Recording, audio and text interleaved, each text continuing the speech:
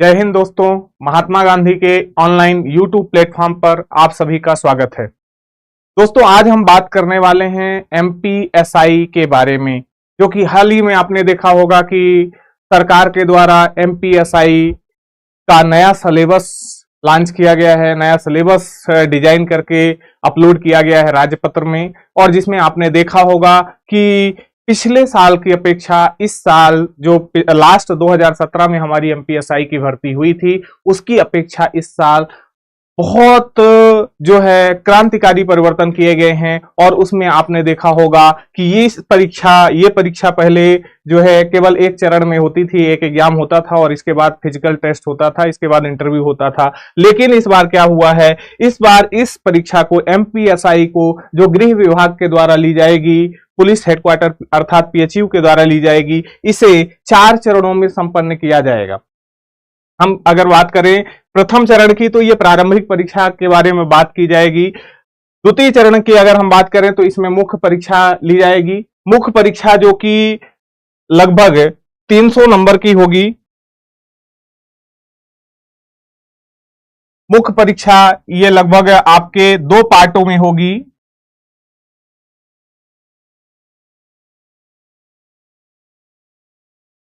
Part A 300 number का होगा और पार्ट बी भी 300 नंबर का होगा, और इसको भी 2 पार्टों में बांटा जाएगा। 2 सत्र में ये एग्जाम लिया जाएगा। 150 नंबर के 2 सत्र में ये एग्जाम लिया जाएगा। ठीक है, तो ये हमारा जो मेंस होगा, ये मेंस का आपने सिलेबस देखा होगा, तो मेंस का सिलेबस काफी बृहद सिलेबस दिया गया है। हम अगर बात करें तो पीसीएस स्तर लेवल का सिलेबस दिया गया है। तो हमें जो अपनी तैयारी को भी धार देना पड़ेगा, हमें अपनी तैयारी, हमें अपनी प्लानिंग को भी विशेष रूप से जो है किसी भी विषय के बारे में अगर हम बात करें तो उसमें विश्लेषणात्मक तरीके से और डीप में जाना पड़ेगा। क्योंकि पहले क्या होता था एमपीएसआई में कि काफी हल्का क्वेश्चन पूछा जाता था, ऊपरी सतही क्वेश्चन पूछे जाते थे। लेकिन जिस प्रकार से अगर सिलेबस डिजाइन किया गया है और इसको 2 चरणों में जो है प्रारंभिक और मुख्य परीक्षा में तब्दील किया गया है एमपीएसआई को, तो निश्चित तौर पे जो सिलेबस बनाया जाएगा, जो क्वेश्चन डिजाइन होंगे, क्वेश्चन फॉर्म होंगे, तो वो भी निश्चित तौर पे जो है काफी प्रभावशाली क्वेश्चन होंगे या काफी स्तर वाले क्वेश्चन होंगे। अगर हम बात करें हमारे कई स्टेट्स में जो एसआई के एग्जाम होते हैं, जैसे राजस्थान की अगर हम बात करें, उत्तर प्रदेश की बात करें या सीपीओ एसआई की बात करें, तो अच्छा लेवल रहता है। तो वही हम भी उम्मीद कर सकते हैं कि हमारे जो एमपीएसआई का पेपर होगा वो भी एक अच्छा लेवल आएगा, उसमें भी हमारी चीजें होगी। गुड इवनिंग सभी को, good evening Bhavesh, good evening सभी को, नमस्ते नमस्ते, जय हिंद जय हिंद। तो आज हम बात कर रहे हैं दोस्तों एमपीएसआई के बारे में। महात्मा गांधी के यूट्यूब प्लेटफॉर्म पे आपको जो है धारदार तैयारी एमपीएसआई के बारे में तैयारी की जाएगी। एमपीएसआई के जितने भी इसमें हम प्री की बात करें या मेंस की बात करें, जो जो सिलेबस में है पूरा डीप डिस्कशन किया जाएगा और विथ ऑब्जेक्टिव क्वेश्चन के साथ। क्योंकि ये दोनों चरण जो है इसके ऑब्जेक्टिव टाइप के क्वेश्चन आएंगे। इसमें कैसे आएंगे? ऑब्जेक्टिव टाइप के ही क्वेश्चन आएंगे, चाहे हम प्रारंभिक परीक्षा की बात करें या मुख्य परीक्षा की बात करें। ठीक है, तो अभी हम बात कर रहे हैं इसके दूसरे चरण की मुख्य परीक्षा की। तो इसे 2 पार्टों में लिया जाएगा, 600 नंबर का होगा। तीसरा चरण आपका ये जो है शारीरिक दक्षता परीक्षण का होगा। इसमें लगभग 100 नंबर का जो है एक फिजिकल टेस्ट होगा, जिसमें दौड़ होती है, लंबी कूद होती है और जो है गोला फेंक होता है। ये जो है ये चरण पार करेंगे आप। इस चरण के बाद आपको चौथे चरण में जाना पड़ेगा, साक्षात्कार, जो कि आपका 50 नंबर का होगा। मतलब कहने का ये है नोटिफिकेशन कब आएगा। नोटिफिकेशन के बारे में हाल ही में अभी सिलेबस गाइडलाइन उसकी जारी कर दी गई है, रूल बुक जारी कर दी गई है।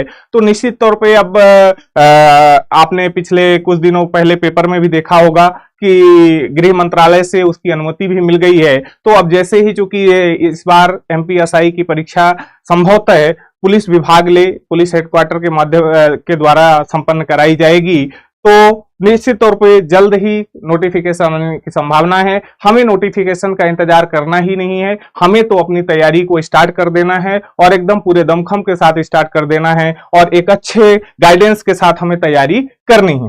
ठीक है, तो चौथा चरण आपका साक्षात्कार रहेगा। चौथा चरण क्या रहेगा? साक्षात्कार रहेगा। इन तीनों चारों चरणों को, तो ये चरण क्वालिफाइंग है, इसके नंबर नहीं जुड़ेंगे, लेकिन दूसरा चरण, तीसरा चरण फिजिकल का और चौथा चरण आपके इंटरव्यू का, इन तीनों के नंबर जुड़ेंगे। तो 600 नंबर के आपके फिजिकल ये हो गया, मेंस हो गया, प्लस आपका 100 नंबर का आपका फिजिकल हो गया और 50 नंबर का आपका इंटरव्यू हो गया, और कुल मिलाकर 750 नंबर का जो है आपको परीक्षा देनी पड़ेगी। और उसमें अपने को कोशिश ये करनी है कि अधिकतम अंक अपन प्राप्त कर पाए और एक अच्छे जो है मार्क्स के साथ एमपीएसआई में सेलेक्ट हो पाए। ठीक है, तो हम बात करेंगे इसके कुछ और भी बिंदुओं की।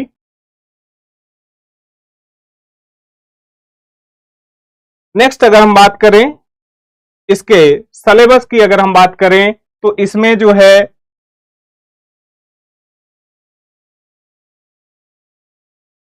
इसके प्री के सिलेबस की अगर हम बात करें तो प्री में कितने क्वेश्चन आएंगे? 100 क्वेश्चन आएंगे। कितने क्वेश्चन? 100 क्वेश्चन। नमस्ते नमस्ते सभी को, नमस्ते, जय हिंद जय हिंद। जल्दी से शेयर कर दीजिए क्लास को और सभी लोग ऑनलाइन जुड़ जाइए महात्मा गांधी के ऑनलाइन प्लेटफॉर्म पे, जहां पर आज से आपको एमपीएसआई की तैयारी करवाई जा रही है। आज से लगातार प्रतिदिन जो है डेली बेसिस पे क्लासेस चलेंगी आपकी, और ऑब्जेक्टिव क्लास डिस्कशन के होने के साथ साथ, विश्लेषण क्लास होने के साथ साथ, एनालिसिस होने के साथ साथ आपको ऑब्जेक्टिव क्लासेस, ऑब्जेक्टिव क्वेश्चंस भी यहां पर सॉल्व कराए जाएंगे। और इसके बाद हम एक बेहतरीन टेस्ट सीरीज का भी आयोजन करेंगे। तो हम बात कर रहे हैं कि हमारी जो प्रारंभिक परीक्षा का चरण है वो है 100 क्वेश्चन पूछेंगे, 2 घंटे का रहेगा, उसमें निगेटिव मार्किंग नहीं है ना?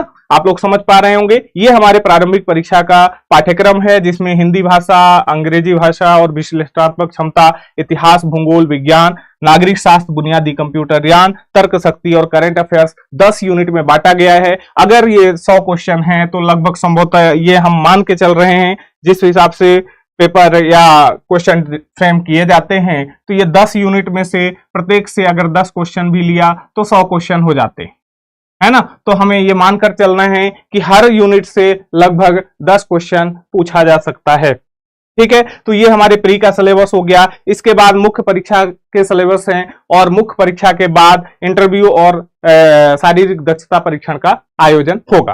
तो हम आज बात करेंगे आपके सिलेबस के, जो कि भारत का भूगोल, या अर्थात भूगोल जो सिलेबस में आपके दिया गया है, भूगोल ज्योग्राफी, अर्थात इसमें विश्व की ज्योग्राफी, वर्ल्ड ज्योग्राफी और इंडियन ज्योग्राफी दोनों आपको पढ़ना पड़ेगा। आपके सिलेबस में केवल भूगोल लिख दिया गया है, अर्थात यहाँ पर विश्व का भूगोल और भारत का भूगोल दोनों का अध्ययन करना पड़ेगा, दोनों से सवाल पूछे जा सकते हैं। ठीक है, तो आज से हम स्टार्ट करेंगे डेली एमपीएसआई प्री की क्लास 2025 की, जो कि लाइव रहेगी आपकी, और हम यहां पर ज्योग्राफी से संबंधित और भी विषयों से संबंधित चर्चा करेंगे, और बेहतरीन आपकी तैयारी को हम बेहतरीन बनाने का प्रयास करेंगे। प्रतिदिन लाइव क्लास रहेगी आपकी ये। तो चलिए स्टार्ट करते हैं आज हम अपनी पहली क्लास ज्योग्राफी की।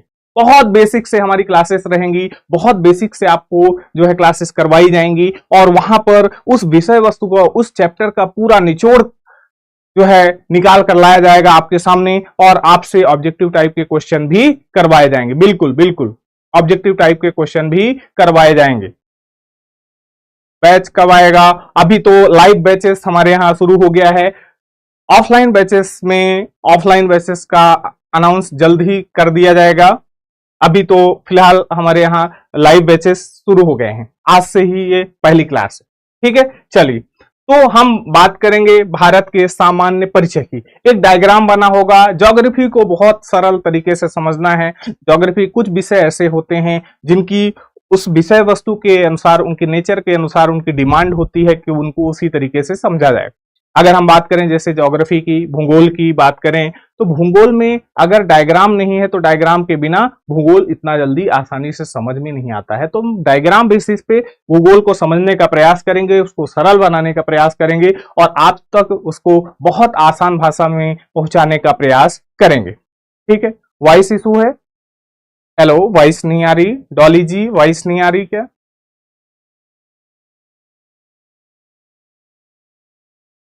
अब आ रही क्या?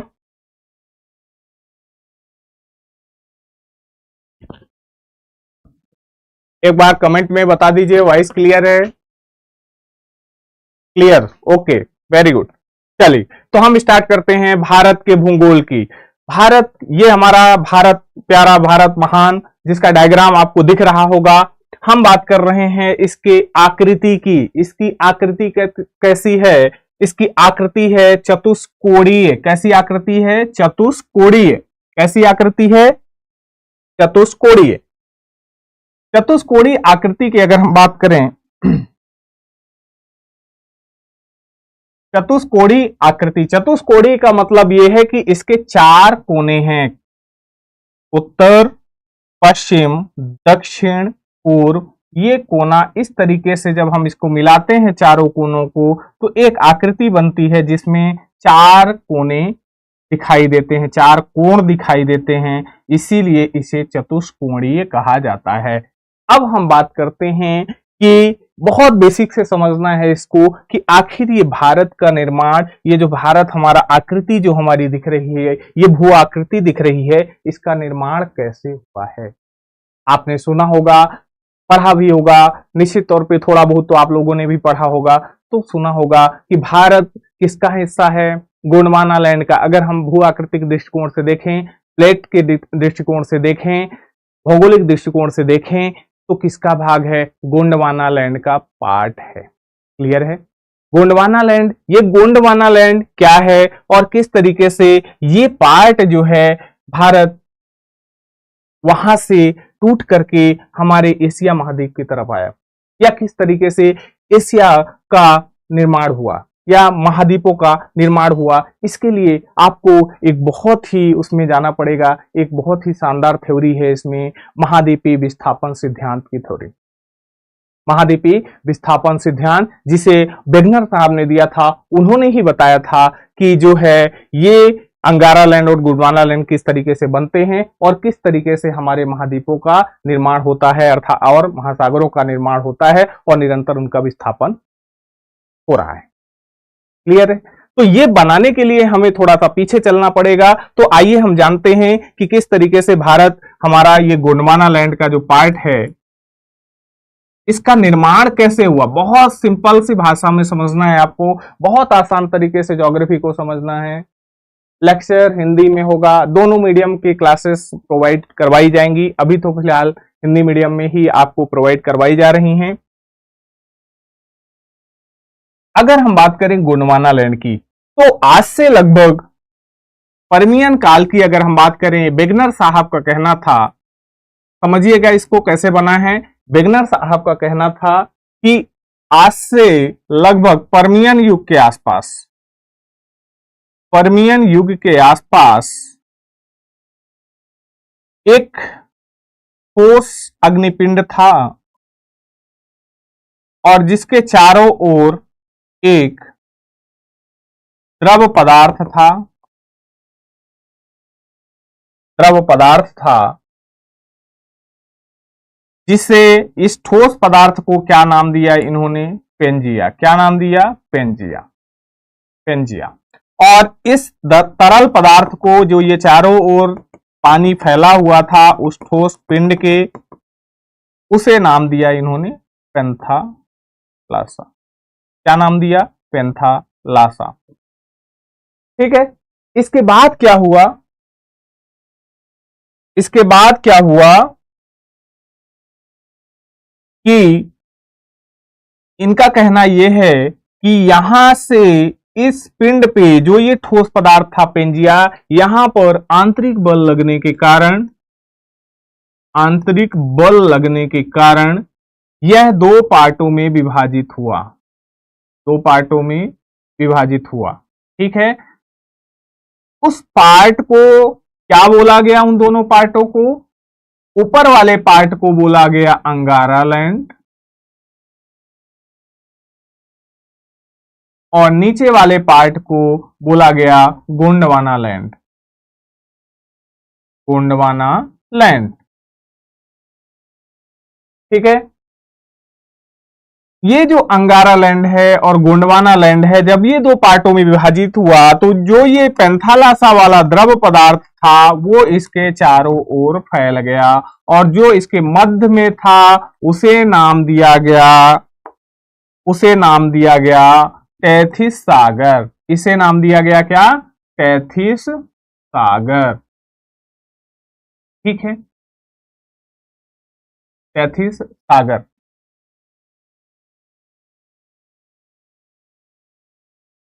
हुआ क्या, वापस से इनमें जो ये दो भाग बने अंगारा लैंड और गोंडवाना लैंड, वापस से इनमें आंतरिक बल लगा।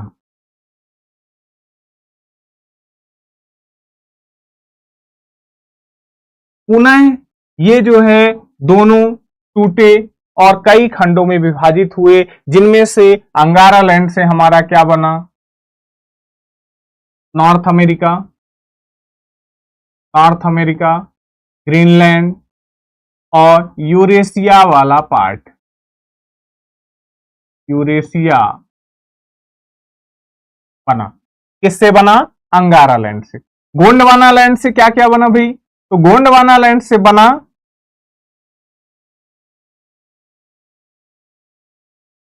साउथ अमेरिका,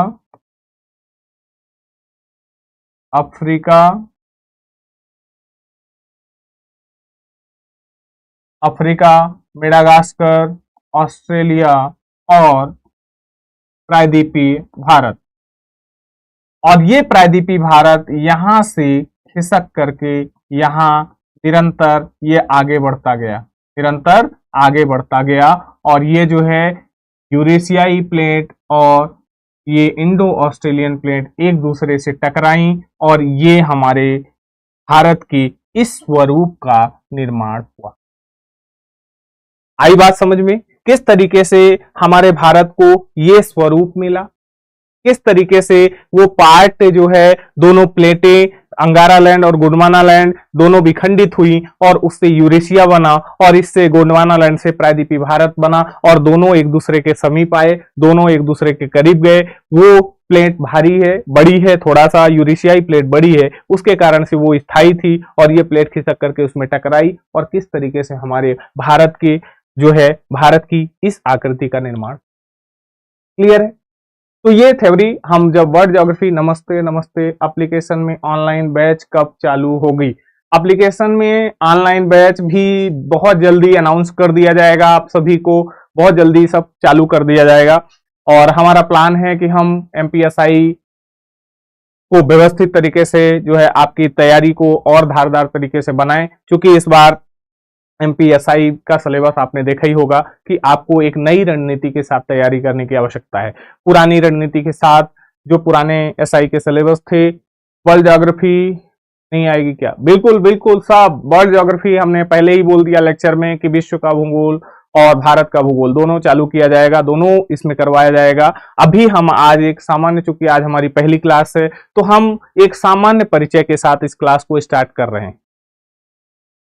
ठीक है, और इस क्लास की पीडीएफ जो है आप सभी को हमारे टेलीग्राम चैनल पर मिल जाएगी, तो उसकी आप बिल्कुल चिंता न करें, और बिल्कुल भी चिंता न करें। आप एक बहुत ही प्रख्यात प्लेटफॉर्म से जुड़े हैं, और आपको सारी चीजें प्रोवाइड करवा दी जाएगी और व्यवस्थित तैयारी कराई जाएगी आपकी। ठीक है, तो हमने देखा अभी कि किस तरीके से हमें ये भारत की ये आकृति मिलती। क्लियर हुआ? थोड़ा बहुत क्लियर हुआ आपको? बताइए, कमेंट करिए, क्लियर हुआ? चलिए, वर्ल्ड ज्योग्राफी भी कराई जाएगी आपकी इसी क्लास में, लाइव क्लास में ही करा दी जाएगी। बिल्कुल चिंता मत करें आप लोग। सारे सब्जेक्ट की क्लास अवेलेबल होगी, लाइव क्लास अवेलेबल होगी, ऑनलाइन भी क्लासेस अवेलेबल होंगी, सब अनाउंस कर दिया जाएगा समय समय पर। लेकिन अभी हमारे यहाँ यूट्यूब के में लाइव क्लास शाम को 4 बजे से लेकर 6 बजे तक प्रतिदिन अभी स्टार्ट हो चुकी है, तो अभी आप इसका फायदा लें। इसके बाद जो भी नई हमारे मैनेजमेंट के द्वारा नया अनाउंसमेंट होता है तो वो आपको सूचित कर दिया जाएगा। ठीक है, तो चलिए, हमने अभी भारत की इस आकृति को बनाया। अब आइए हम देखते हैं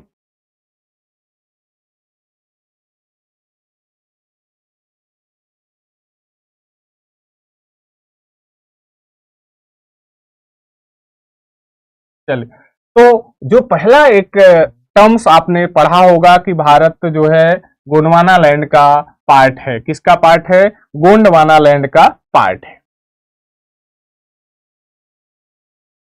गोंडवाना लैंड का पार्ट है। ठीक है, ये हमने देख लिया, क्लियर है, ये हमने अभी क्लियर किया। अब बात आती है कि इसका टोटल क्षेत्रफल कितना है, कितना है क्षेत्रफल बताइए, क्षेत्रफल कितना है भारत का, कौन बताएगा? कमेंट में बताइए, जल्दी बताइए।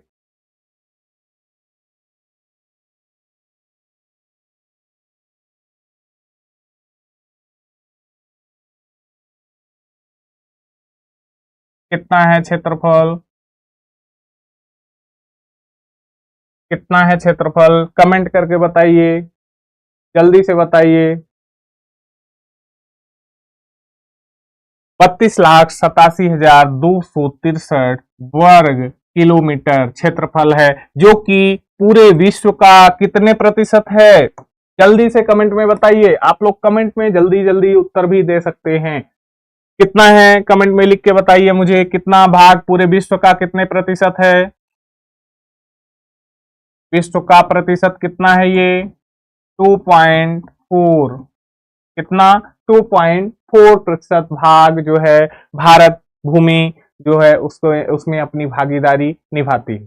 ठीक है, अगर हम बात करें जनसंख्या के दृष्टिकोण, जनसंख्या के दृष्टिकोण से अगर हम बात करें तो कितना है जनसंख्या भारत की, कितनी है? 2011 की जनगणना के अनुसार कितनी है जनसंख्या? जल्दी से कमेंट में बताइए। 121 करोड़, लगभग 121 करोड़, 121 करोड़। कितना जो है हमारे यहाँ टोटल विश्व की, पूरे विश्व की जनसंख्या का कितना प्रतिशत भाग हमारे यहाँ है? लगभग 17.5% भाग विश्व जनसंख्या का, विश्व जनसंख्या का कितने प्रतिशत भाग है? 17.5% भाग हमारे भारत में, देश में है। और हमारी रैंक क्या है? हमारी रैंक है 2। कौन सी रैंक है? दूसरी रैंक है। और वहीं अगर हम बात करें क्षेत्रफल में कौन सी रैंक है? क्षेत्रफल में हमारी 7वीं रैंक है। विश्व में क्षेत्रफल के दृष्टिकोण से अगर हम देखें तो 7वीं रैंक है। कौन सी रैंक है? 7वीं रैंक है। अब ये सब जो है ऑब्जेक्टिव टाइप आपके क्वेश्चन ही है। अगर हम बात करें, जल्दी जल्दी इसको रटते भी जाना है, आप लोग कमेंट में करेंगे तो आपको भी वो चीजें याद रहेगी। तो आप लोग अगर लाइव जुड़े हुए हैं तो उसको कमेंट करिए, उसके जवाबों को कमेंट करिए। हम बात करें, अगर मैं पूछूं आपसे कि क्षेत्रफल कितना है तो तुरंत टाइप करें कि क्षेत्रफल है 32,87,263 वर्ग किलोमीटर। ठीक है, अगर हम बात करें कुल क्षेत्रफल का, विश्व के कुल क्षेत्रफल का भारत कितने प्रतिशत भागीदारी निभाता है, या हिस्सा है, कितने प्रतिशत है? तो 2.4%। वहीं अगर हम बात करें जनसंख्या के दृष्टिकोण से भारत कौन से नंबर पे है, तो जनसंख्या के दृष्टिकोण से भारत विश्व का दूसरे नंबर पर है। तो पहले नंबर पर कौन है? चीन है। ये सब कुछ आपको आना चाहिए, बहुत बेसिक चीजें हैं ये। और अगर हम बात करें क्षेत्रफल के दृष्टिकोण से तो भारत कौन से नंबर पे है? 7वें नंबर पे है। तो वो उसमें से स्टार्टिंग के 6 कौन से हैं? तो स्टार्टिंग के 6 कौन कौन से हैं बताइए, जल्दी से बताइए। कौन कौन से देश हैं?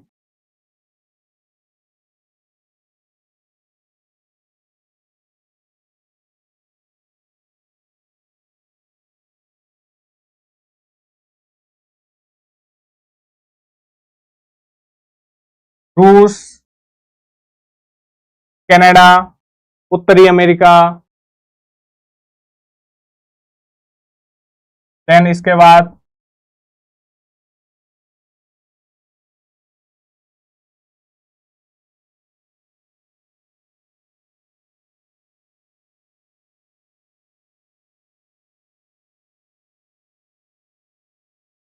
ब्राजील, उत्तरी अमेरिका, चीन, ब्राजील, ऑस्ट्रेलिया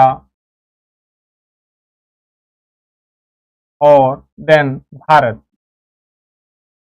तो आरंभिक 6 विश्व के सबसे बड़े क्षेत्रफल के दृष्टिकोण से देश कौन कौन से हैं? जल्दी बताइए, कमेंट में बताइए। रूस, कनाडा, उत्तर अमेरिका, चीन, ब्राजील, ऑस्ट्रेलिया और 7वें नंबर पर हमारा कौन सा आता है? भारत आता है, जो कि कितने प्रतिशत भूभाग पर फैला हुआ है? मात्र 2.4%। क्लियर हुई चीजें? क्षेत्रफल के क्लियर हुई चीजें? जल्दी बताइए, कमेंट में बताइए, क्लियर हुई चीजें? चलिए नेक्स्ट अगर हम बात करें,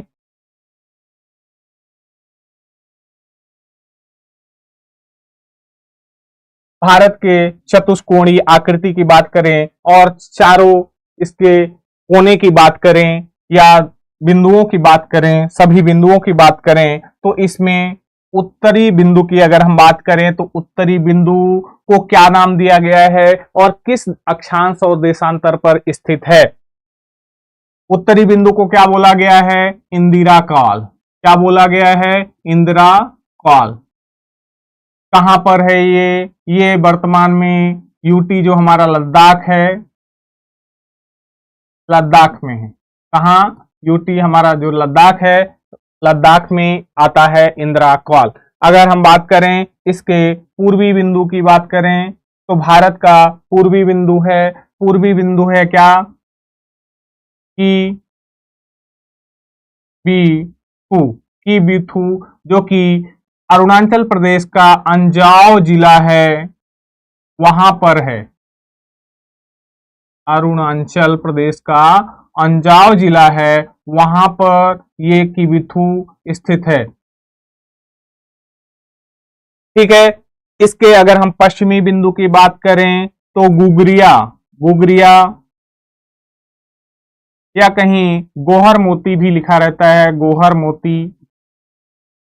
ये कहां पर है? कच्छ में है। कच्छ कहां है? गुजरात में। कहां है कच्छ? गुजरात में है। ये जो है भारत का पश्चिमी बिंदु है। भारत के दक्षिणी भाग की बिंदु की बात करें, अगर मुख्य भाग के दक्षिणी बिंदु की बात करें तो क्या है? कन्याकुमारी।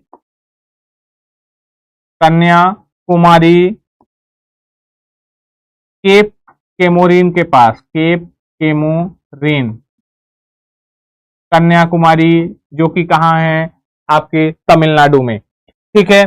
फिर इसके बाद अगर हम बात करें, इसके एक और बिंदु है जो कि ग्रेट निकोबार के पास है। अगर हम पूरे इसमें क्वेश्चन अगर आपसे पूछा जाए कि मुख्य भाग का दक्षिणतम बिंदु कौन सा है, भारत के मुख्य भाग का दक्षिणतम बिंदु कौन सा है, तो आपका आएगा ये कन्याकुमारी के कोमल। अगर वो पूछ ले ओवरऑल भारत का दक्षिणतम बिंदु कौन सा है, तो वो जो हमारे ग्रेट निकोबार पर स्थित है, ग्रेट निकोबार पर स्थित है इंदिरा पॉइंट। क्या है? इंदिरा पॉइंट। ये जो है भारत का दक्षिणतम बिंदु है, जो कि अगर अक्षांशीय स्थिति की बात करें तो 6 डिग्री 45 मिनट उत्तरी अक्षांश पर स्थित है, जो भूमध्य रेखा से 876 किलोमीटर दूरी पर है। तो ये सारे फैक्ट आपको याद रखना है। तो अगर हम बात करें भारत के चतुष्कोणीय आकृति की, तो इसके चारों कोने की अगर हम बात करें, चारों जो है बिंदुओं की बात करें, चारों ओर के बिंदुओं की बात करें, तो उत्तर में इंदिरा काल, दक्षिण में इंदिरा पॉइंट, पश्चिम में गुगरिया या गुहर मोती और पूर्व में किबिथु। ठीक है। तो ये सारे पॉइंट याद भी रखना है। अब कभी क्वेश्चन आपसे पूछा जा सकता है कि इसका अक्षांशीय और देशांतरी विस्तार बताइए। अक्षांशीय और देशांतरी विस्तार की अगर हम बात करें तो भारत के अक्षांशीय और देशांतरी विस्तार, भारत सबसे पहले, इससे पहले आपको जानना पड़ेगा कि ये अक्षांश और देशांतर होता क्या है। सभी को पता है अक्षांश और देशांतर क्या होता है। राधे राधे, राधे राधे। चलिए, पृथ्वी के ये जो ग्लोब है या ग्लोब के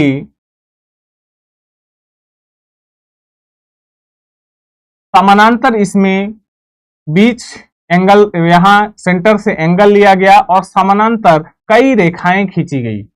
ये रेखाएं खींची गई ऐसे समानांतर पैरेलल, ऐसे रेखाएं खींची गई, इन्हें ही अक्षांश रेखा कहा गया है। एक पूरे ग्लोब में मध्य बिंदु बनाया गया जिसे भूमध्य रेखा नाम दिया गया। क्या नाम दिया गया? भूमध्य रेखा। और उसी बिंदु से यहां से एंगल लिया गया और प्रत्येक 1 डिग्री एंगल लेकर के प्रत्येक ऐसे ये जो है ये रेखाएं खींची गई है, इन्हें ही हम बोलते हैं अक्षांश रेखा। ये क्या है? अक्षांश रेखा है। अक्षांश रेखाएं, ये अक्षांश रेखाएं क्यों खींची गई हैं? क्योंकि आप जानते हैं कि सूर्य जो है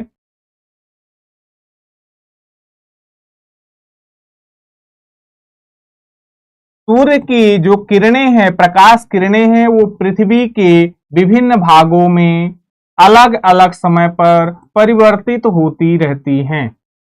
समान दृष्टिकोण से, समान तरीके से हर जगह ये किरणें नहीं पड़ पाती हैं। इसके कारण हम क्या करते हैं, इसके कारण क्या होता है कि मौसम में परिवर्तन होता है। सपोज आप यहां अगर सूर्य की किरणें यहां पर इस भाग में सीधी पड़ रही हैं तो यहां पर क्या होगा, यहां पर क्या होगा, गर्मी होगी।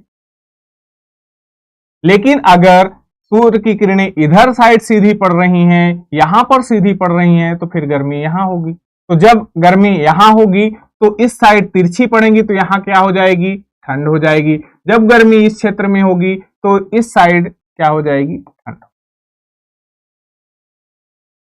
और इसी मौसम के अध्ययन के लिए, मौसम में ये जो परिवर्तन होते रहते हैं, इसी के लिए हमने जो है, इसी के आकलन के लिए हमने ग्लोब पर, अर्थात पृथ्वी के आंकड़ों के अनुसार पृथ्वी के उसमें हमने ग्लोब पर अक्षांश रेखाओं को खींचा है। और ये टोटल अक्षांश रेखाएं कितनी खींची गई हैं, अगर हम बात करें बीच वाली जो सेंटर की अक्षांश रेखा है उसे हम 0 डिग्री नाम देते हैं। तो इससे उत्तरी भाग को हमने नाम दिया है उत्तरी गोलार्ध। क्या नाम दिया है, उत्तरी गोलार्ध।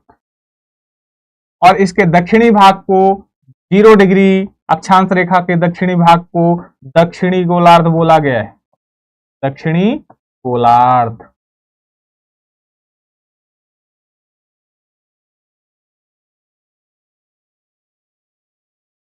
गोलार्ध, दक्षिणी गोलार्ध, ठीक है। अब ये जो है उत्तरी गोलार्ध और दक्षिणी गोलार्ध दो पार्टों में बट गया। ये यहां से एंगल लेकर के टोटल कितनी रेखाएं, अक्षांश रेखाएं खींची गई हैं, 90। कितनी, 90। 90 डिग्री कितनी खींची गई, नॉर्थ में खींची गई। 90 डिग्री सेम यहां से साउथ में भी खींची गई, 90 डिग्री साउथ में भी खींची गई। अब यहां पर कितना हो गया टोटल, 180 डिग्री। एक रेखा ये भी है 0 डिग्री जो इसमें इंक्लूड नहीं है, +1 करोगे कितना आ जाएगा, 181 डिग्री। अब इसमें ध्यान देना है कि ये जो 90 डिग्री नॉर्थ है, ये 90 डिग्री नॉर्थ रेखा है और 90 डिग्री साउथ रेखा है, ये एक पूर्ण रेखा नहीं है, केवल एक बिंदु है, पोल है। इसीलिए जो है इसे हमें यहां घटाना पड़ेगा। तो लगभग 179, मतलब 179 रेखाएं खींची गई हैं पूरे ग्लोब पर। कोण के आधार पे अगर कभी क्वेश्चन आपसे पूछ ले ऑब्जेक्टिव टाइप में कि कोण के आधार पर ग्लोब में कुल कितनी रेखाएं खींची जा सकती हैं, तो क्या होगा उसका आंसर, 179।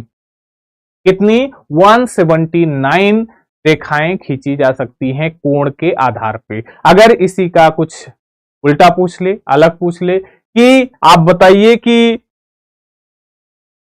पृथ्वी पर या ग्लोब पर कुल कितनी अक्षांश रेखाएं खींची जा सकती हैं, तो वो अनंत होंगी। कितनी, अनंत अक्षांश रेखाएं खींची जा सकती हैं, क्योंकि वहां पर उसने कोई आधार नहीं बताया है। तो हमने देखा अभी उत्तरी गोलार्ध और दक्षिणी गोलार्ध और उसमें कितनी अक्षांश रेखाएं खींची गई। अब अगर हम भारत के अक्षांशीय और देशांतरी विस्तार की बात करें तो भारत का अक्षांशीय विस्तार है, उत्तरी अक्षांश में अगर हम मुख्य भाग की बात करें तो 8 डिग्री 4 मिनट से लेकर, उत्तरी अक्षांश से लेकर के 35 डिग्री 6 मिनट उत्तरी अक्षांश तक इसका अवस्थिति है या विस्तार है। इसका अक्षांशीय विस्तार कितना है, 8 डिग्री 4 मिनट से लेकर के 37 डिग्री 6 मिनट तक इसका जो है अक्षांशीय विस्तार है। और कहां, उत्तरी गोलार्ध में। तो हमारे भारत की लोकेशन कहां आ जाएगी, अब उत्तरी गोलार्ध। भारत कहां आएगा, फिर उत्तरी गोलार्ध में भारत आएगा। और उत्तरी गोलार्ध के बाद अगला अगर हम बात करें, यहां पर लोकेशन इसकी हो गई। अब हम बात करते हैं इसके जो है अंतिम बिंदु की अगर हम बात करें तो ये 6 डिग्री है, 6 डिग्री 4 मिनट। ये जो ग्रेट निकोबार में हमारा दक्षिणतम पॉइंट है, इंदिरा पॉइंट जिसे बोलते हैं, इंदिरा पॉइंट या केप पिग्मेलियन पॉइंट या पार्सन पॉइंट बोलते हैं, वो है 6 डिग्री 45 मिनट। अर्थात अगर हम बात करें इसकी तो लगभग हमारा यहां से, ये हम मान लेते हैं कि हमारा जो है 6 डिग्री 5 मिनट, 6 डिग्री 5 मिनट ये हमारी उत्तरी अक्षांश रेखा है। यहां से हमारे भारत का विस्तार शुरू हो जाता है और ये कहां तक जाता है, कौन सी रेखा तक, मान लेते हैं ये कि ये जो है 37 डिग्री 6 मिनट वाली रेखा है। तो ये हमारे पूरे भारत का क्या हो गया, विस्तार हो गया, यहां से यहां तक।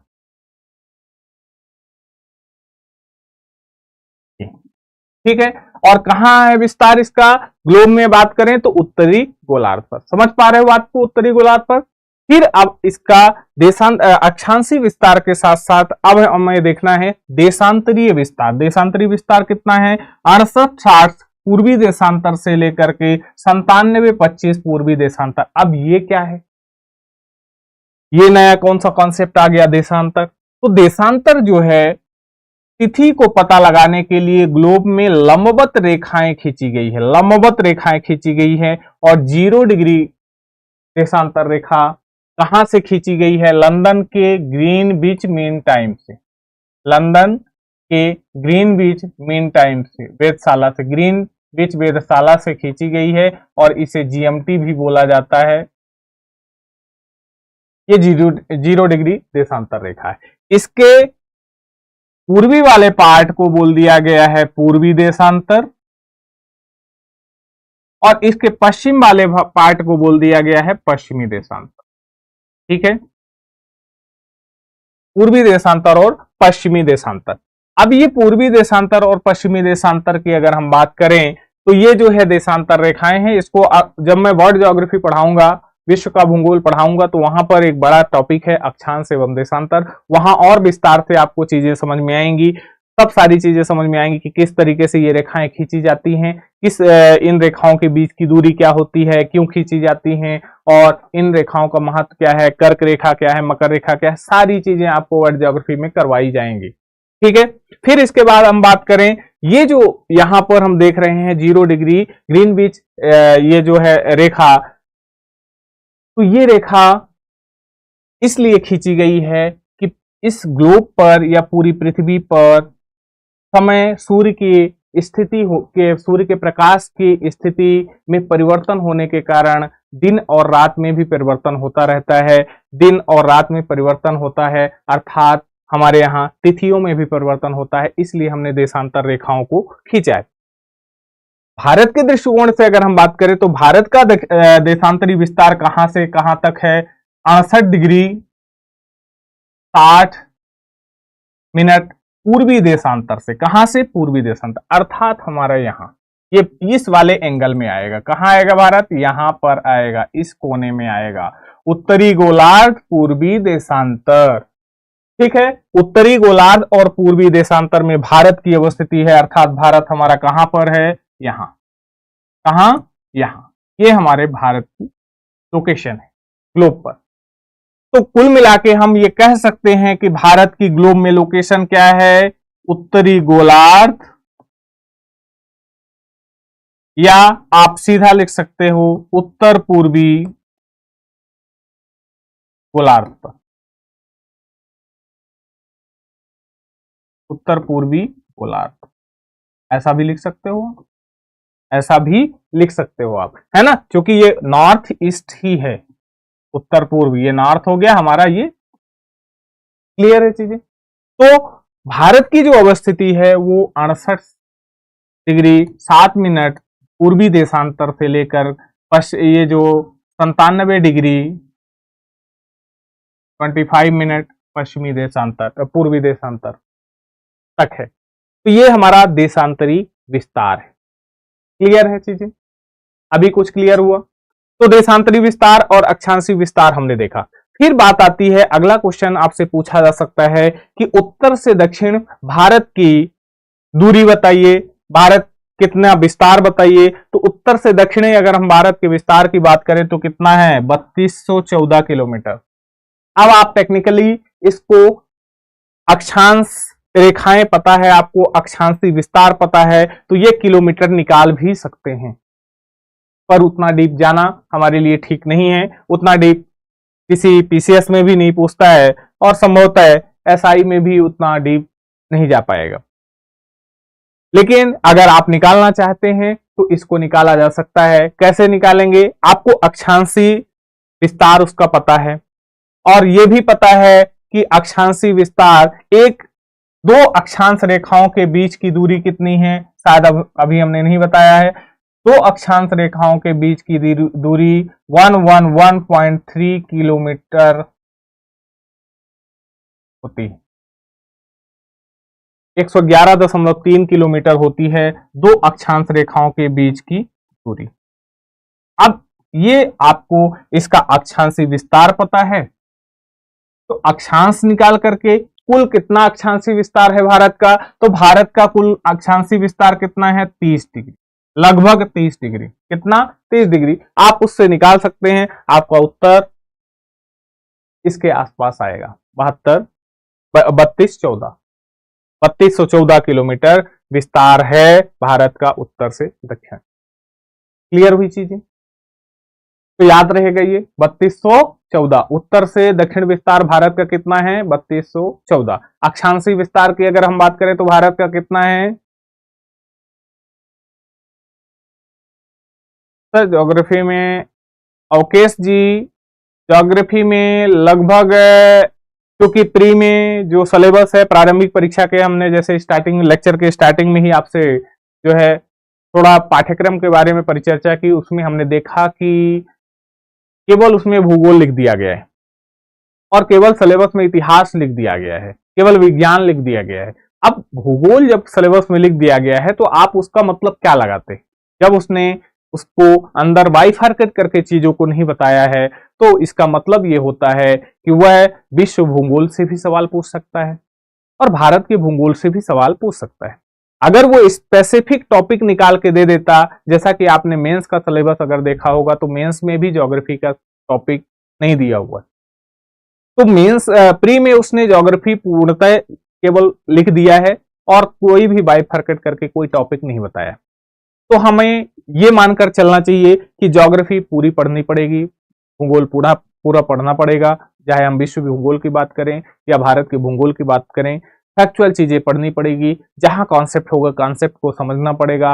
हो सकता है वो कॉन्सेप्ट से भी सवाल निकाले, पर संभवतः ये है कि वो फैक्चुअल चीजों पे ज्यादा फोकस करेगा, तो हमें पढ़ना पूरा पड़ेगा। इसमें हम कोई भी टॉपिक ऐसा नहीं बता सकते या ऐसा टॉपिक नहीं उसमें डिस्कस या फाइनलाइज कर सकते कि ये टॉपिक हमारे काम का नहीं है, क्योंकि उसने केवल एक शब्द लिख दिया है भूगोल, तो उससे वो कुछ भी पूछ सकता है, क्योंकि उसमें विश्व भूगोल और भारत का भूगोल सारे आते हैं और सारे उसके टॉपिक भी आते हैं। ठीक है, तो ये पढ़ना तो हमें पूरा ही पड़ेगा और हमारी तैयारी भी उसी हिसाब से होनी चाहिए। तो हम बात कर रहे थे उसके उत्तर और दक्षिण विस्तार की। तो उत्तर से दक्षिण विस्तार कितने किलोमीटर है? तो 3214 किलोमीटर है। अब बात करते हैं पूरब से पश्चिम विस्तार की, कितना है? 2933 किलोमीटर है। कितना? 2933 किलोमीटर जो है पूरब से पश्चिम विस्तार है। अब इसमें कई क्वेश्चन पूछे जा सकते हैं आपसे। क्वेश्चन नंबर 1 वो पूछ लेगा कि आप जो है भारत के कुल अक्षांशीय और देशांतरी विस्तार में कितना अंतर है, बताइए। एक क्वेश्चन है, जल्दी से सभी लोग कमेंट करेंगे, भारत के अक्षांशीय विस्तार एवं देशांतरी विस्तार में कितना अंतर है? जल्दी बताएं, कमेंट में बताएं, सभी लोग बताएं। शुभम राठौर जी, संतोष शर्मा जी, अंकित चौरसिया जी, जल्दी से बताएं, कमेंट करें, फिर मैं आपको जो है उत्तर दे पाऊंगा। जल्दी बताएं, कमेंट में बताइए भारत का जो अक्षांशीय विस्तार है एवं देशांतरी विस्तार है उसमें कितना अंतर है। ऑप्शन दे दूं मैं। Option A 5 degree, option B 10 degree, option C 15 degree और ऑप्शन डी इनमें से कोई नहीं। जल्दी बताएं, जल्दी बताइए। इनमें से कोई नहीं इसका उत्तर होगा, क्योंकि भारत का अक्षांशीय विस्तार भी लगभग 30 डिग्री है और भारत का देशांतरीय विस्तार भी लगभग 30 डिग्री। अर्थात दोनों समान है। भारत की अगर हम बात करें अक्षांशीय एवं देशांतरी विस्तार की तो लगभग समान है 30 डिग्री। अब आप इससे माइनस करेंगे तो आपको उसका रिजल्ट मिल जाएगा। ठीक है, तो पूर्व से पश्चिम भारत के अगर हम विस्तार की बात करें, किलोमीटर के अकॉर्डिंग बात करें तो 2933 किलोमीटर इसका विस्तार है। आया समझ में? चलो, और क्या सवाल इससे पूछे जा सकते हैं? आपके इस डायग्राम से क्या सवाल पूछे जा सकते हैं? इस डायग्राम से भारत का दक्षिणतम बिंदु भी पूछा जा सकता है।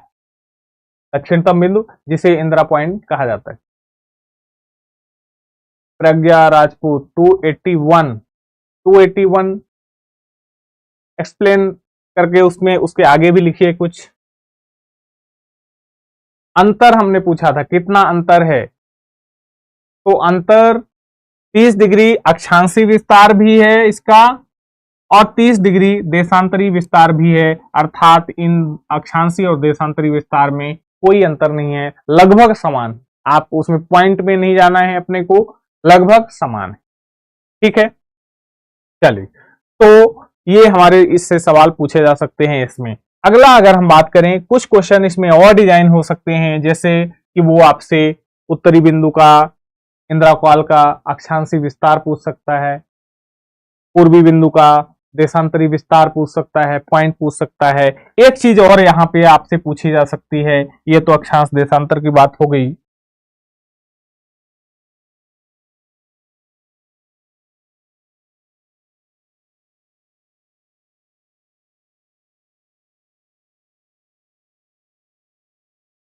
भारत की मानक समय रेखा कितनी है? भारत की मानक समय रेखा, दो रेखाओं की चर्चा आपसे यहां की जाएगी। भारत की मानक समय रेखा, भारत की कर्क रेखा और देशांतरी अक्षांशीय विस्तार की चर्चा तो हमने कर ली है। बताइए जल्दी से।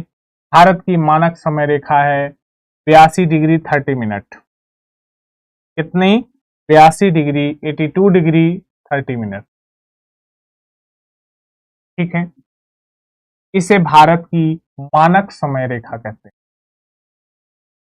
अब ये समझना पड़ेगा आपको कि मानक समय रेखा आखिर होती क्या है। सबसे पहले तो आपको ये जानना है कि मानक समय रेखा होती क्या है। तो मानक समय रेखा किसी भी देश के, सुनिएगा परिभाषा, किसी भी देश के, मान लेते हैं ये भारत है, किसी भी देश के मध्य से गुजरने वाली देशांतर रेखा, किसी भी देश के मध्य से गुजरने वाली देशांतर रेखा का स्थानीय समय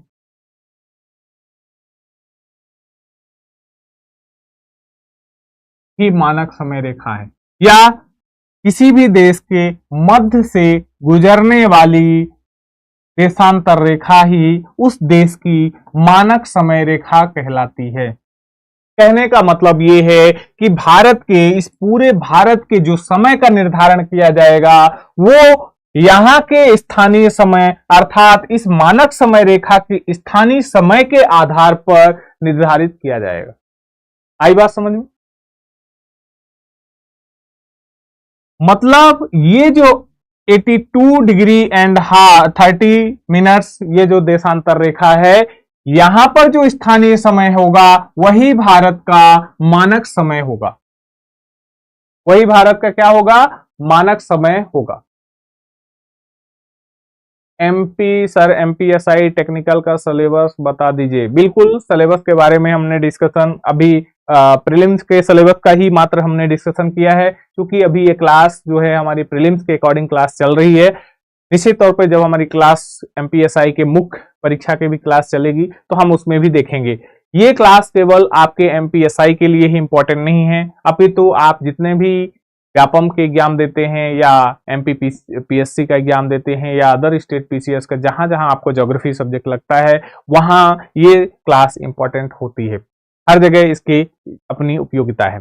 तो हम बात कर रहे थे मानक समय रेखा की। तो मानक समय रेखा के डेफिनेशन में हमने देखा कि किसी भी देश के मध्य से गुजरने वाली देशांतर रेखा को उस देश की मानक समय रेखा कहते हैं। भारत के मध्य से 82 डिग्री एंड 30 मिनट पूर्वी देशांतर रेखा गुजरती है, इसीलिए इस रेखा को भारत की मानक समय रेखा कहते हैं। अब ये किन किन राज्यों से गुजरती है, तो ये कौन कौन से राज्यों से गुजरती है भाई? ये गुजरती है उत्तर प्रदेश से, यूपी से गुजरती है, फिर ये एमपी से गुजरती है, फिर ये सीजी से गुजरती है, फिर ये उड़ीसा से गुजरती है, एमपी से गुजरती है, फिर सीजी में आती है, फिर उड़ीसा में आती है, और फिर आंध्र प्रदेश एपी से गुजरती है। ये भारत के 5 राज्यों से गुजरती है भारत की मानक समय रेखा। कितने राज्य? 5 राज्य। याद रखना है, इसको उत्तर से दक्षिण विस्तार भी पूछा जा सकता है, या उत्तर से दक्षिण पूछा जा सकता है, दक्षिण से उत्तर पूछा जा सकता है। तो आपको याद रखना है, सबसे उत्तर में यूपी, फिर एमपी, सीजी और उड़ीसा और आंध्र प्रदेश।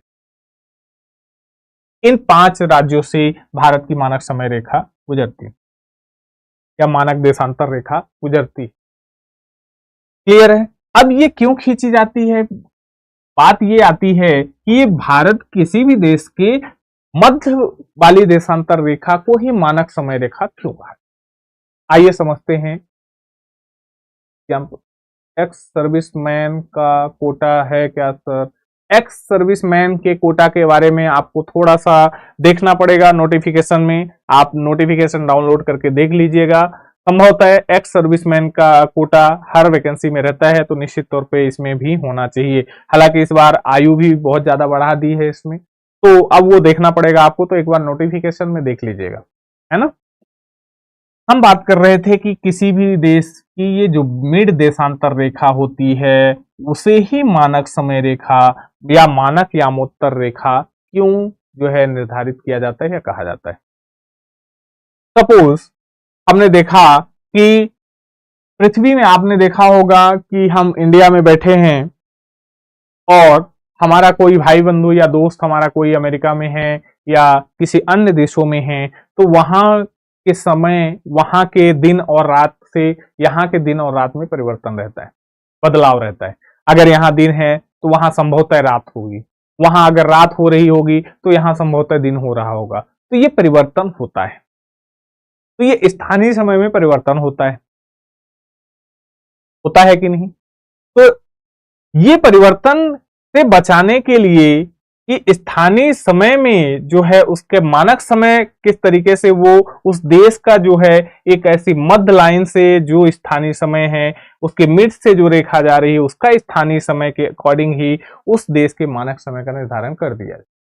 जैसे एक एग्जांपल के थ्रू समझते हैं। सपोज हमारा ये जो है अरुणाचल प्रदेश है और ये गुजरात है। आप सबको पता है कि सूर्य की पहली किरणें कहां पड़ती हैं? पूर्व साइड। कहां पड़ती हैं? पूर्व में पड़ती। और डीप समझना है आपको, और डीप चलते हैं। ये जो है, ये जो 0 डिग्री देशांतर रेखा है, उस देशांतर रेखा के ईस्ट में जाने से समय प्लस होगा और वेस्ट में जाने से समय माइनस होगा। अब ये क्या है, इतना जल्दी ये समझ में नहीं आएगा। इसको समझने के लिए आपको इस टॉपिक के और अंदर जाना पड़ेगा और आपको देखना पड़ेगा कि ये जो है ग्लोब है, इस ग्लोब का मान कितना होता है? 360 डिग्री अगर हम बात करें। अब ये ग्लोब जो है, अर्थात ये जो पृथ्वी है, ये पूरी पृथ्वी 360 कोण, पूरा 360 अर्थात पूरा एक चक्कर सूर्य का कितने घंटे में लगाती है? औसतन हम बात करें 24 आवर। मतलब यह जो है 15 डिग्री 1 घंटे में घूमती। अर्थात कहने का मतलब यह है कि जो सूर्य का प्रकाश है वो 1 घंटे में 15 डिग्री देशांतर रेखा मूव कर जाता है। 1 घंटे में 15 डिग्री देशांतर रेखा आगे बढ़ जाता है। अभी भी समझ में नहीं आया होगा, अभी और अंदर क्लियर होगा। अब ये तो समझ में आ गया ना कि 360 डिग्री जो है हमारे पृथ्वी जो है 360 डिग्री कितने घंटे में घूमती है? 24 घंटे में घूमती है। तो 1 घंटे में कितने डिग्री घूमेगी? 15 डिग्री घूमेगी। कितने डिग्री घूमेगी? 15 डिग्री घूमेगी। ठीक है, जब ये 1 घंटे में 15 डिग्री घूमेगी, चलो अब हम बात करते हैं भारत की लोकेशन।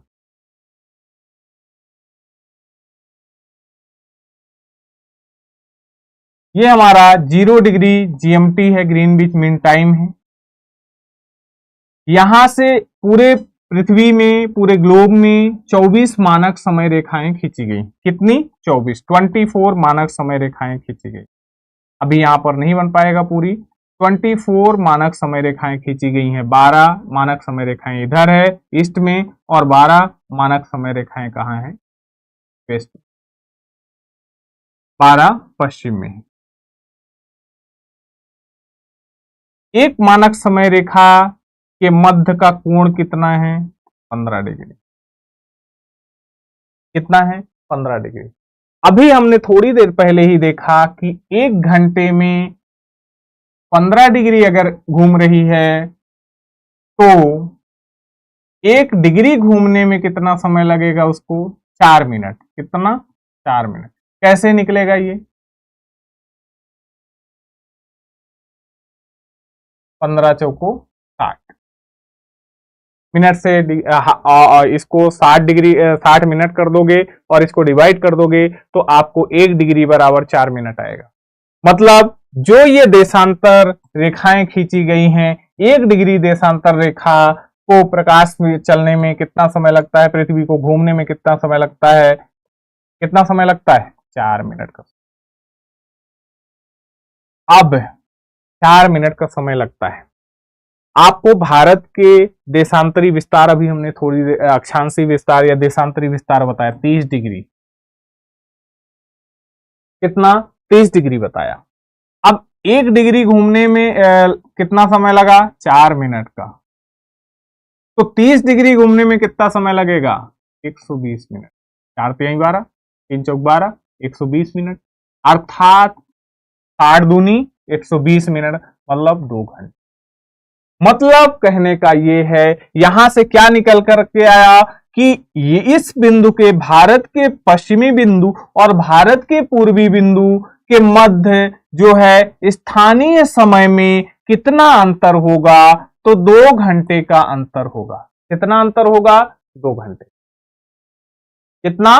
2 घंटे का अंतर होगा। क्लियर है ये चीज? अब ये 2 घंटे का अंतर अगर है और आप मान लेते हैं कि यहां पर किबिथु में सुबह के 4 बजे जो है सूर्योदय हो जाता है। 5 बजे मान लो, 5 बजे सूर्योदय हो जाता है। 5 बजे यहां पर सूर्योदय हो गया और यहां पर 7 बजे से ही सूर्योदय हुआ। क्योंकि कितना, यहां से यहां तक प्रकाश को आने में कितना समय लग गया? घूमने में कितना समय लग गया? 2 घंटे का। तो यहां पर सुबह 7 बजे हुआ। तो ये तो बोल रहा है कि भाई हमारे यहाँ 5 बजे ही सुबह हो गया, हमारा ऑफिस का टाइम कितना होना चाहिए? 8 बजे या 7 बजे होना चाहिए। ये बोल रहा है कि हमारे यहाँ सुबह तो 7 बजे ही हुई। तो मानक समय क्या रखा जाए? स्थानीय समय से मैच कैसे किया जाए? तो जो यहां पर स्थानीय समय है से निर्धारित किया जाए। इसलिए इस रेखा की क्लियर हुई कुछ चीज। अब यहां से अगर कभी क्वेश्चन आपसे पूछ ले कि यहां से पूर्वी बिंदु का जो है कितना है, या यहां से इसका पूर्वी बिंदु का समय कितना आगे है, तो 1 घंटे आगे। और यहां से मानक देशांतर रेखा से पश्चिमी बिंदु का समय कितना है, तो 1 घंटे पीछे। इस तरीके से ये जो है मानक समय रेखाएं खींची जाती है और वो पूरी दुनिया में सभी देशों में खींची गई हैं। अगर हम बात करें भारत में, तो भारत में केवल 1 मानक समय रेखा है। लेकिन दुनिया के सबसे बड़े देश जो है, अगर हम बात करें रूस की, तो रूस में वर्तमान में 9 मानक समय, 11 मानक समय रेखाएं। कितनी मानक समय रेखाएं? 11 मानक समय। क्लियर है चीजें? तो मानक समय रेखाएं सभी देशों में, चूंकि रूस के बारे में ऐसा कहा जाता है कि एक तरफ रूस में एक छोर में सूर्योदय होता रहता है, तो एक तरफ एक छोर में सूर्यास्त होता रहता है। रूस के बारे में ऐसा कहा जाता है क्योंकि रूस का विस्तार बहुत ज्यादा है। रूस का देशांतरी विस्तार बहुत ज्यादा है, इसीलिए क्षेत्रफल के दृष्टिकोण से भी सबसे जो है प्रथम रैंक में आता है। तो इसलिए वहां पर मानक समय रेखाएं, क्योंकि समय में परिवर्तन, उनके ऑफिस कामों में परिवर्तन ना हो बहुत ज्यादा। भारत में आपने कुछ समय पहले देखा भी होगा, एमपी ज्योग्राफी नहीं आएगी क्लास, आएगी, बिल्कुल आएगी, सभी ज्योग्राफी की सभी क्लास करा दी जाएंगी आपको। तो हम बात कर रहे थे जो है मानक समय रेखा की। तो भारत में जो है पूर्वोत्तर भारत के जो लोग हैं, नॉर्थ ईस्ट के लोग हैं, वो एक अलग से मानक समय रेखा की, स्टैंडर्ड टाइम की बात कर रहे हैं, डिमांड कर रहे हैं लगातार, क्योंकि उनके यहाँ सूर्योदय बहुत पहले हो जाता है और उनका बहुत सारा समय जो है, क्योंकि ऑफिस टाइम कितना है, 10:30 बजे से ऑफिस टाइम, अगर हम बात करें पूरे भारत की तो 10:30 10:30 बजे के आसपास ऑफिस टाइम होता है, गवर्नमेंट ऑफिस टाइम। लेकिन ये लोग का सुबह तो बहुत पहले हो जाता है, क्योंकि 1 घंटे पहले हो गया, और गुजरात वाले के तो 2 घंटे पहले हो गया, गुजरात वाले से कंपेयर करें तो इनका डिमांड है कि हमारी एक अलग से मानक समय रेखा बनाई जाए, लेकिन वो अभी संभव नहीं है। तो इस तरीके से आज हमने जो है ज्योग्राफी के एक रूपरेखा के बारे में बात की, एक सामान्य परिचय के बारे में बात की, जो कि हमारी एमपीएसआई में के आने वाली परीक्षा, जो कि जल्द ही नोटिफिकेशन जारी होने वाला है, उसके लिए बहुत महत्वपूर्ण जानकारी आपको प्रदान की। ठीक है, तो आज हम अपनी क्लास को यहीं पर रखते हैं, यहीं पर विराम देते हैं। कल नई ऊर्जा के साथ, नए इसी चरण को आगे बढ़ाते हुए, सामान्य परिचय को आगे बढ़ाते हुए भारत के बारे में और जानकारी एकत्रित करेंगे, और इसके बाद हम जो है एक नए टॉपिक की ओर आगे बढ़ेंगे, और आपकी तैयारी को, एमपीएसआई की तैयारी को, आपको एमपीएसआई बनाने में महत्वपूर्ण भूमिका जो हमारी रणनीति निभाए, उस रणनीति का हम, सर ये रेगुलर क्लास लगेगी या डेमो चल रहा है? नहीं, ये रेगुलर क्लास है, नोटिफिकेशन नहीं आया है, नोटिफिकेशन अभी नहीं आया है, अभी तो केवल रूल बुक आई है और उसका सिलेबस आया है, पैटर्न आया है कि किस तरीके से एग्जाम लिया जाएगा, परीक्षा ली जाएगी, कौन सी एजेंसी परीक्षा कराएगी, ये सब सारी चीजें अभी आई है। इसके बाद जल्द ही, क्योंकि गृह मंत्रालय से उसकी अनुमति मिल गई है शायद पदों की संख्या की, तो अब संभवतः जल्द से जल्द 2-4 दिन के अंदर ही नोटिफिकेशन भी आने की संभावना है। तो आप लोग तैयारी को जारी रखें, अपना तैयारी, नोटिफिकेशन का इंतजार नहीं करना है, अपनी तैयारी को निरंतर कंटिन्यू करना है और जल्द से जल्द शुरू करना है, और एक रणनीति के साथ शुरू करना है। ठीक है sir, third year running graduation वाले पेपर दे सकते हैं क्या? संभवतः थर्ड ईयर रनिंग वाले ग्रेजुएशन का पेपर शायद नहीं दे सकते हैं, फिर भी एक बार आप देख लेना, क्योंकि शायद इस बार कंप्लीट ग्रेजुएशन मांगा है। तो अगर कंप्लीट ग्रेजुएशन मांगा होगा तो फिर आप नहीं दे पाएंगे, आप एलिजिबल नहीं हैं। और अगर रनिंग मांग लेता है थर्ड ईयर या 6th सेम का, तो आप दे सकते। ठीक है, तो आज हमने कुछ पॉइंट्स देखे ज्योग्राफी के, जो कि आपके लिए मैं उम्मीद करता हूं कि महत्वपूर्ण जानकारी रही होगी। कल नए लेक्चर के साथ, नए विषय के साथ हम मिलते हैं। तो आज की क्लास के लिए यहीं पर वाइंड अप करते हैं। धन्यवाद।